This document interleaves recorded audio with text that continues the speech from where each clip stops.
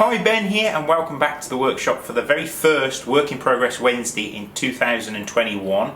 We've been back in the workshop a few days now, but we haven't really made much stuff. We spent the first few days, actually the first week at least, tidying up in the workshop. Always with Christmas, it's a bit chaotic, so things are going out the door. We're trying to make them really quickly, so the workshop kind of gets destroyed really. So we've had a good tidy up. We've finally got round to organising spaces as well, so we've been putting up new cupboards so that we can organise the space and keep everything clean. So the Kydex area was always a bit of a disaster zone, lots of Kydex all over the bench. So I finally got some good cupboards up, and I've got all my Kydex in boxes so I can just go to it and grab the right size and the right colour when I need it. So really quite happy that we've spent that time early on in the year before it gets busy. So the first actual manufacturing that I've done this year is actually finishing off some Kydex for some Thorns that I've been making.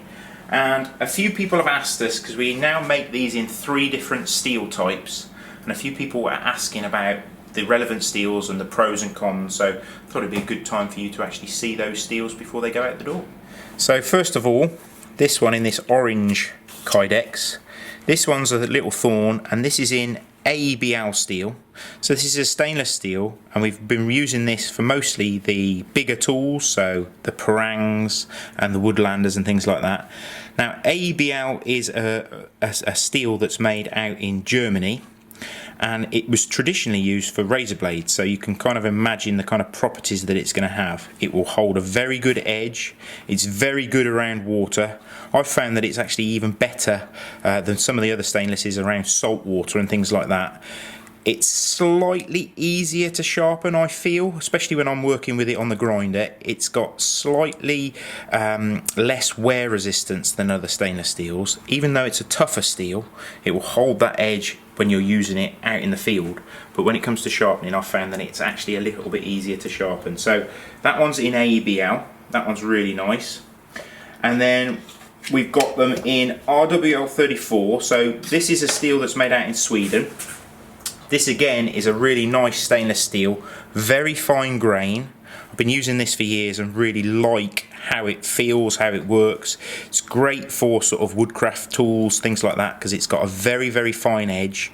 What I would say is it's not quite as tough if you're using it for bigger tools as the AEB-L, but what I would say is it's slightly got more wear resistance. So it obviously, if you're using it out in the field, you'll find that it will hold the edge maybe slightly longer, but it will be slightly harder, and I mean minuscule amount really, slightly harder to actually sharpen than the AEB-L.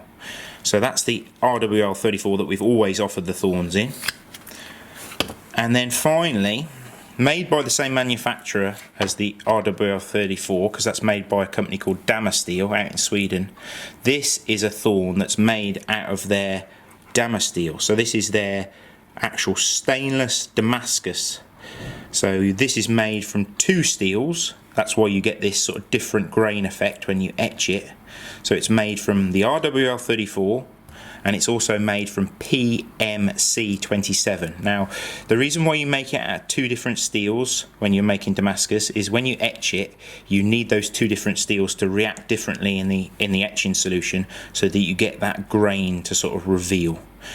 Now, the pros and cons of the Damasteel over the sort of mono steels is, one, it looks incredibly fancy. You get that amazing grain, and you get those different patterns that you get with the Damasteel. They do a whole load of different patterns, so it's almost a difficult sort of a job of actually choosing what pattern to use. But what you will get, not only a great looking knife, you'll still get fantastic edge performance like you'll get from the RWL34.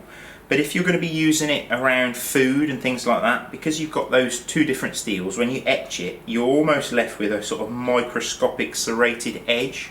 So you'll find that it will sort of cut more aggressively, it's slightly more toothy. So if you're using it for out in the field for food prep and things like that, you'll find that even when it loses that razor edge, it will still perform well, because you've got that sort of semi-serrated edge. But more than anything, if you want a fancy knife to get all your friends jealous, I don't think you can beat that Damasteel. Obviously you've still got the same beautiful properties that you will have with stainless steel, so you haven't got a fear about corrosion and things like that, but you've also got that amazing look and feel that you get with Damascus really. So that's a very special one. So we don't make those all the time. We make those in small batches. I made a few for people at Christmas, so we've got that one left over, but I've just finished the Kydex off for that. So my favourite is the Hunter Orange, because obviously you can see it if you put it down in the woods, but we offer the Kydex in black, OD green and Coyote brown. And they all come in a simple little neck setup, so you can wear it around your neck with a little adjustable fisherman's knots and a very comfortable little blood knot at the end to lengthen the handle. And all the sheaths come with this nice little thumb ramp. So with Kydex you need to sort of break that retention, so that little thumb ramp really helps get that out of the sheath nice and easily. Now while we're talking about Kydex, what I will say, a few people have asked about if they were mounting this to an existing sheath, a Kydex sheath, whether it be one of our parangs or another knife. You will get little Chicago screws.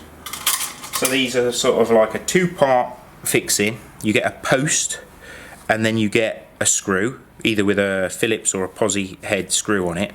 Now these are a good fit, but what you might find is if you attach these to your sheath, or you're mounting an existing knife or a Thorn to another sheath, if you find that you're sort of running through the woods or walking through the woods, the vibration can loosen those.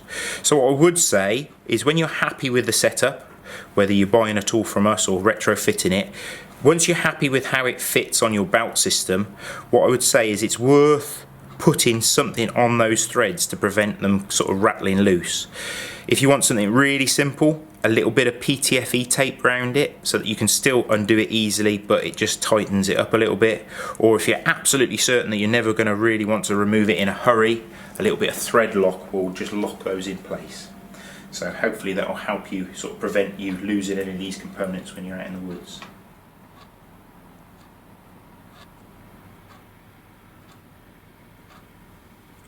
So that's what I've been working on so far this Wednesday. So yeah, really happy with getting some of these little Thorns finished off. We are actually going to add a few of these to the store later, so if you're watching this video and you want to get one of these little Thorns, then check out the link below. Anyway, thanks for watching. Hopefully we'll have some more entertaining videos coming soon. I know that I've got a lot more workshop tidying to do, but maybe when it's done we can give you a really up-to-date workshop tour, because I know a lot of people ask about that. I've just had some new wood arrive so that I can make some new workbenches and things like that, so it's going to be a lot more sort of DIY before we can get back to the real knife production. But yeah, thanks for watching and we'll see you next week.